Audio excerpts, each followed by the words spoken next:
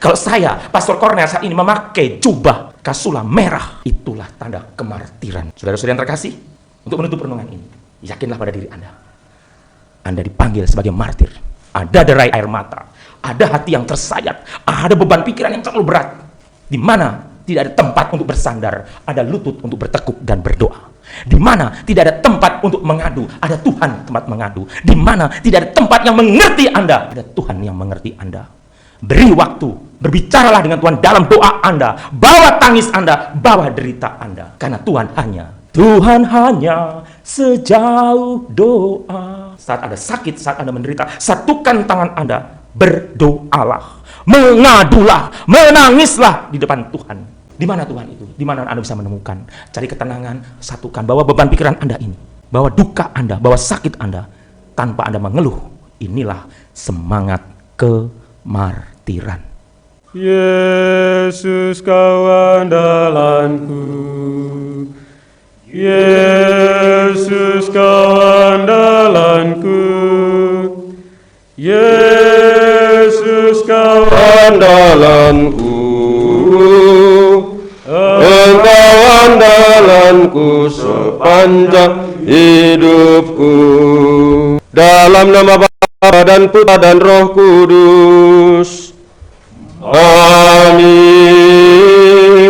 Tuhan bersamamu dan bersama rohmu. Bersama Romo Lulus Widodo, saya menyampaikan selamat sore, selamat bertemu, selamat berjumpa pada jam kerahiman ini. Kita sudah mengikuti doa Koronka. Kita diberkati Tuhan, dan hari ini dalam Gereja Katolik ada pesta wajib Santa Agnes.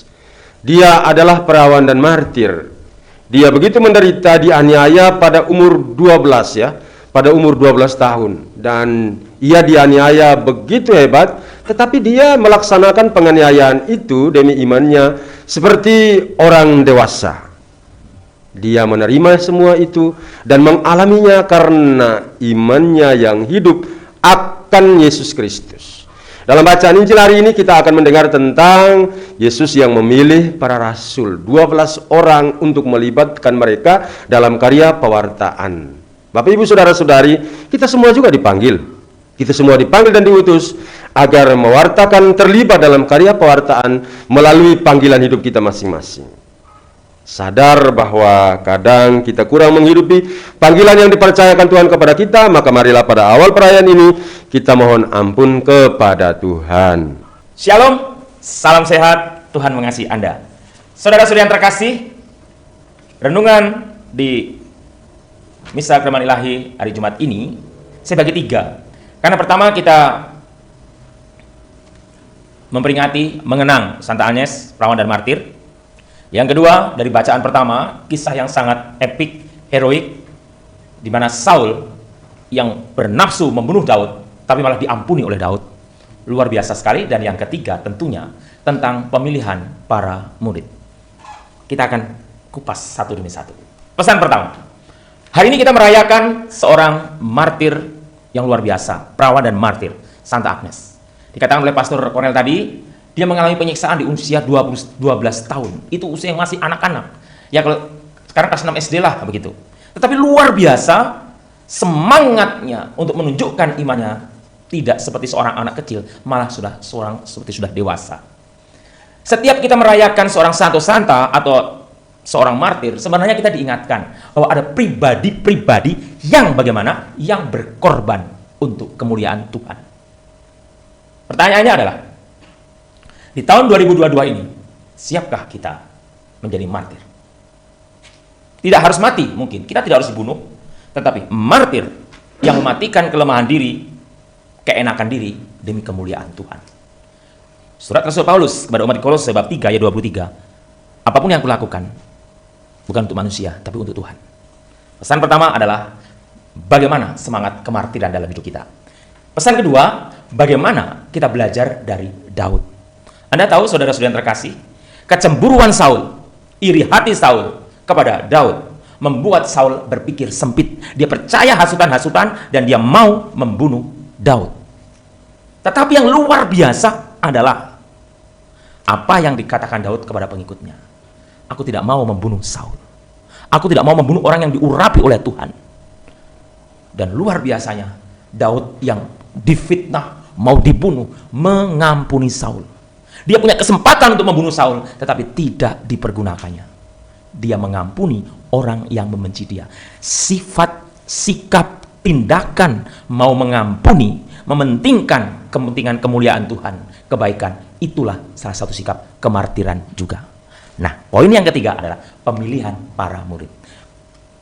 Pesan poin yang ketiga adalah Tuhan memilih pribadi-pribadi yang dikehendakinya. Kata kuncinya, Tuhan memilih pribadi-pribadi yang dikehendakinya. Nah, kalau kita kaitkan ketiga pesan tadi, saudara-saudari, kita tarik benang lurus. Apa yang bisa kita temukan? Bahwa Tuhan sebenarnya menghendaki kita semua. Anda dan saya dikehendaki oleh Tuhan. Tidak pilih kasih Tuhan, Tuhan memilih kita. Tuhan menghendakinya. Apalagi kita sebagai orang-orang yang dibaptis. Nah, ini yang poin yang pertama. Kita semua dikehendaki Tuhan. Dikehendaki Tuhan untuk apa? Untuk menjadi martir-martir. Martir yang bagaimana? Berbuat baik, mengampuni seperti Daud. Itu pesannya, saudara-saudari. 3 pesan. 1 paket. Paket hemat, saudara-saudari. Nah, persoalannya bagaimana tindakan konkret dalam realitas hidup sehari-hari. Ini masalahnya yang tidak mudah.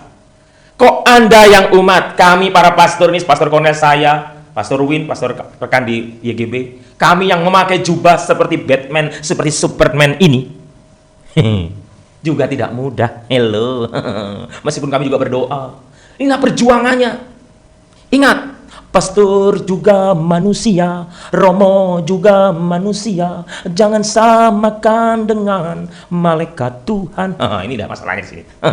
Tetapi jangan membela diri atau memaafkan diri mengatakan kami juga manusia. Romo pun berjuang, Anda berjuang, kita semua berjuang. Untuk apa? Menjadi martir-martir di dunia modern. Saudara-saudara yang terkasih, perjuangannya adalah kita tidak harus meneteskan darah.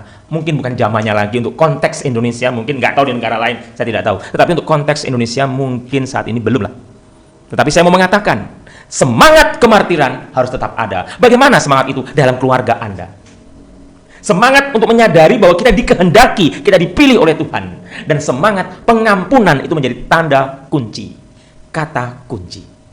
Tidak mudah, saya tahu. Sangat tidak mudah. Dan harus berjuang-berjuang. Bahkan mungkin berdarah-darah. Berdarahnya itu apa? Kita mengalahkan diri. Suami mengampuni istri, istri mengampuni suami.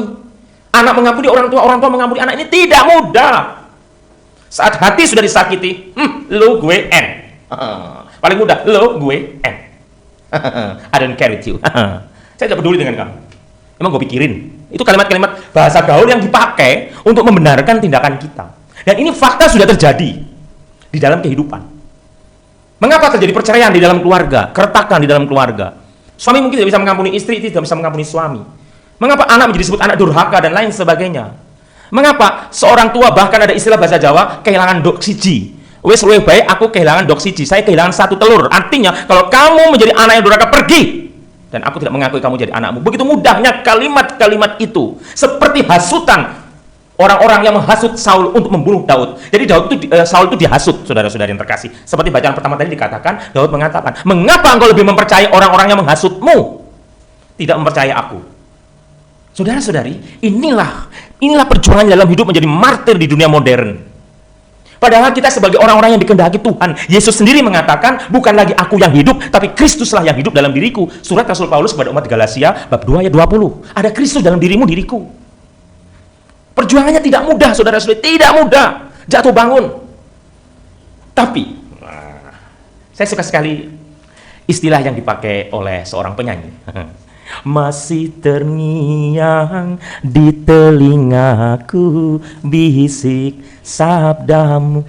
Bisik sabda Tuhan hari ini yang kita dengar. Setiap hari kalau kita membaca kitab suci, mendengarkan renungan yang dibawakan Roma atau siapa, sebenarnya Tuhan itu bersabda kepada Anda dan kepada saya. Untuk apa? Untuk menjadi baik, menjadi martir. Yaitu apa? Mengalahkan kedagingan kita, diri kita sendiri. Kemartiran itu. Jangan bayangkan bahwa Anda harus seperti Santa Agnes, disiksa dan lain sebagainya. Mungkin suatu saat, maybe, mungkin, next time, silahkan, di lain waktu. Tetapi saat ini, Now, saat ini adalah kemartiran Anda adalah dalam hidup setiap hari. Anda harus bangun pagi melayani keluarga. Oh, kok malas? Kemartiran Anda mengalahkan kemalasan Anda. Anda diperlakukan tidak adil di kantor Anda. Orang lain dapat jabatan, job karena dekat, karena ya menyenangkan bos dan lain sebagainya. Anda tidak dapat apa-apa. Kemartiran Anda adalah tidak dendam, tidak jealous. Orang lain lebih hebat karena dipromosikan, Anda tidak dapat apa-apa. Kemartiran Anda adalah menerima itu dengan sukacita. Itulah tanda kekristenan. Itulah tanda kemartiran. Ingat 5 panggilan gereja kan? Diakonia, liturgia, kerugma. Apa lagi? Diakonia, kerugma, diakonia, liturgia, kerugma, koinonia, dan martiria. Diakonia, pelayanan. Anda diminta melayani. Liturgia, merayakan. Anda ikut ekaristi seperti ini. Kerugma, mewartakan. Bukan hanya mewartakan bicara, tapi dalam hidup. Koinonia, bersekutu. Dan yang terakhir, martiria, kesaksian. 5, Anda dipanggil 5 tugas dan panggilan gereja. Ada dalam diri Anda, dalam diri saya. Kalau Anda ikut ekaristi seperti ini, entah secara online maupun secara offline, Anda itu sebenarnya melakukan satu koinonia. Dengan apa? Bersekutu dan meliturgi, merayakannya.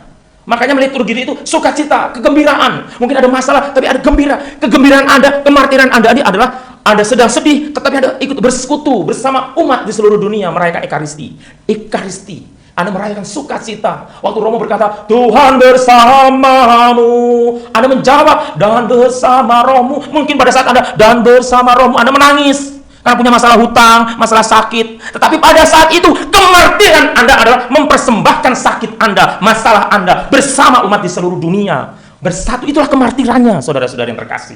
Itulah pada saat Anda liturgi, melayakan secara liturgi. Koinonia, bersekutu. Dan dari situ, kemudian dari peristiwa itu Anda mengatakan, diakonia, melayani. Melayani apa? Anda tidak mementingkan masalah Anda tidak mementingkan diri Anda, tapi Anda mengutamakan bonum comune. Apa itu Romo? Kepentingan bersama. Dan pada saat Anda melayani, pada saat Anda sedang mengadakan kerugma, mewartakan kasih Tuhan dengan nyata, padahal Anda sendiri punya masalah, itulah yang disebut martiria, saudara-saudari.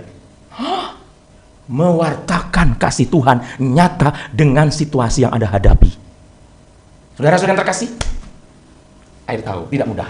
Saudara-saudara, tidak mudah. Romo teori, ya saya tahu. Mungkin Anda berkesan teori. Tetapi saudara-saudariku, kalau Yesus mengatakan, hendaklah engkau sempurna seperti Bapakku di surga, sempurna, itu bukan teori, saudara-saudari. Kerajaan Allah itu untuk kita semua. Kerajaan Allah bukan hanya untuk para pastor, para suster, para bruder, tetapi juga untuk segenap umat dan seluruh umat.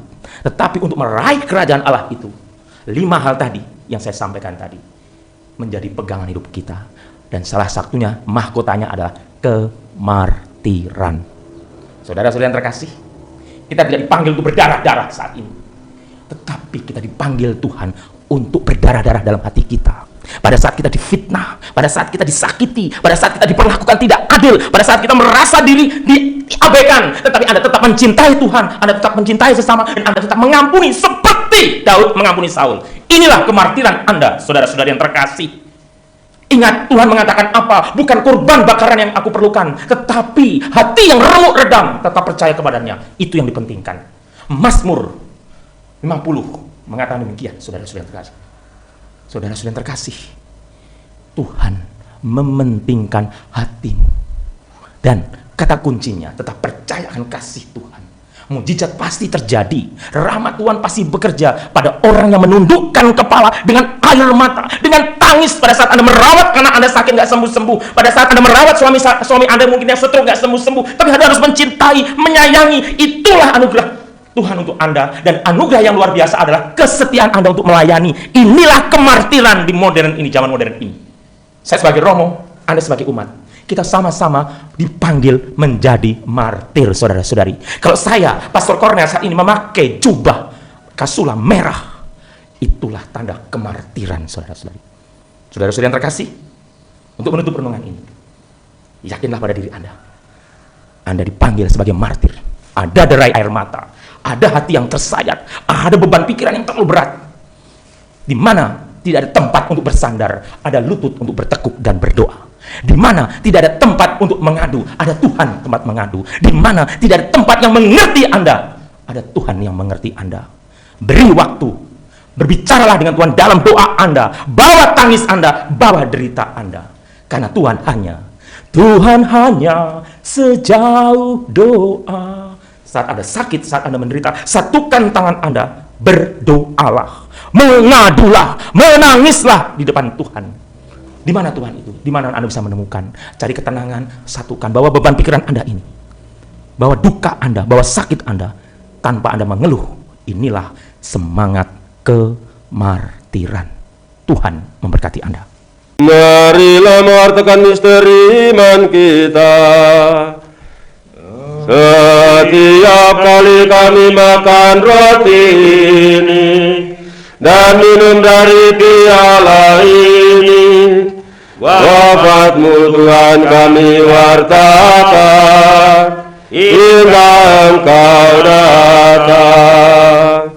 Bapak Ibu Saudara-saudari, sebelum berkat penutup, terima kasih untuk Romo Lulus Widodo, terima kasih teman, dan terima kasih juga untuk Bapak Ibu Saudara-saudari, Romo, Frater, Suster, yang telah mengambil bagian dalam perayaan Ekaristi pada jam kerahiman pada sore hari ini. Semoga Tuhan selalu memberkati Bapak Ibu Saudara-saudari.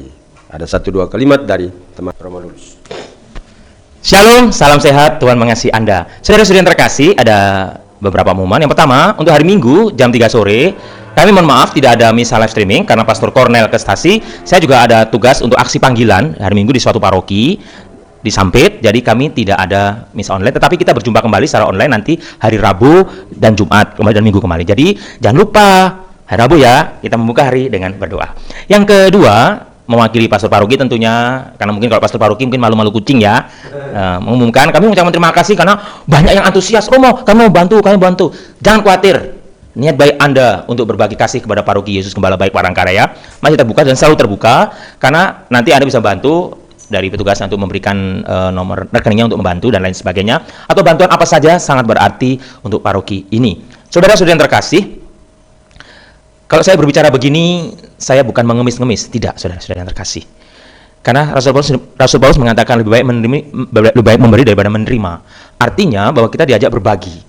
Saya tahu sekarang zaman pandemi, jadi juga ekonomi susah. Sekali lagi, di sini bukan soal harus materi, tetapi doa Anda, atensi Anda, dukungan Anda, kepedulian Anda untuk berbagi kepada umat secara gereja, secara universal sangat berarti. Saat ini mungkin paroki Yesus Gembala Baik yang memerlukan, mungkin kelak di kemudian hari paroki mana, mungkin kami yang di Yesus Gembala Baik ini yang suatu hari juga mengeluarkan apa yang bisa kami punya untuk membantu orang di tempat lain. Inilah yang namanya saling berbagi kasih. Dan dengan sepenuh hati mewakili pastor paroki dan pastor Kan, pastor Win di sini, saya mengucapkan terima kasih atas peran serta budi baik keterlibatan Anda mendukung umat di paroki Yesus Gembala Baik Palangkaraya. Tuhan memberkati budi baik Anda. Amin. Mari kita mohon berkat Tuhan. Tuhan bersamamu dan bersama rohmu. Semoga Allah yang Maha Kuasa memberkati saudara sekalian, Bapa dan Putra dan Roh Kudus. Amin. Saudara-saudari, pergilah misa sudah selesai. Syukur kepada